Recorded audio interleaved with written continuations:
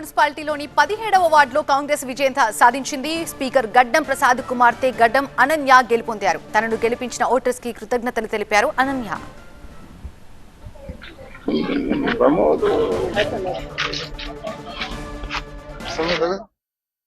నాకు ఓటేసి గెలిపించిన వాళ్ళ ప్రతి ఓటర్ కి థ్యాంక్ యూ సో మచ్. నన్ను నమ్మి నేను ఏవైతే హామీలు ఇచ్చినాయో అన్ని చేస్తానని చెప్తున్నాను. ఆల్సో నా వార్డ్ కి ఫస్ట్ ప్రయారిటీ నేను ఇస్తాను.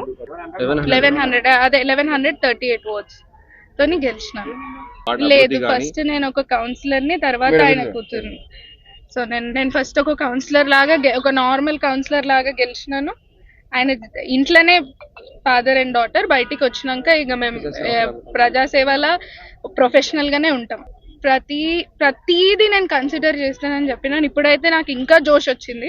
నేను వాటర్ సప్లై కానీ, రోడ్స్ కానీ, ఏవైతే ఎక్స్ట్రా యాడ్ అయిన రూరల్ ఏరియాస్ ఉన్నాయో మా మున్సిపాలిటీలో అవి కూడా అన్ని డెవలప్ చేస్తాను. నాది డ్రైనేజ్ ఇంకా రోడ్సే ఎక్కువ. ఈ రాజీవ్ నగర్ కాలనీ దగ్గర అయితే కొద్దిగా ఇల్లుల ప్రాబ్లం ఉంది, అన్ని వాటర్ ప్రాబ్లం కూడా. మా నాయన స్పీకర్ అయిందంటే వికారాబాద్ ప్రజల ఆశీర్వాదాలతోనే ఇప్పుడు నేను ఇక్కడ నిలబడి ఇంత గట్టిగా మాట్లాడగలుగుతున్నా అంటే కూడా వాళ్ళ ఆశీర్వాదమే. ఎప్పటికీ వాళ్ళ ఆశీర్వాదం మాతో ఉంటది. అందరికీ థ్యాంక్ యూ.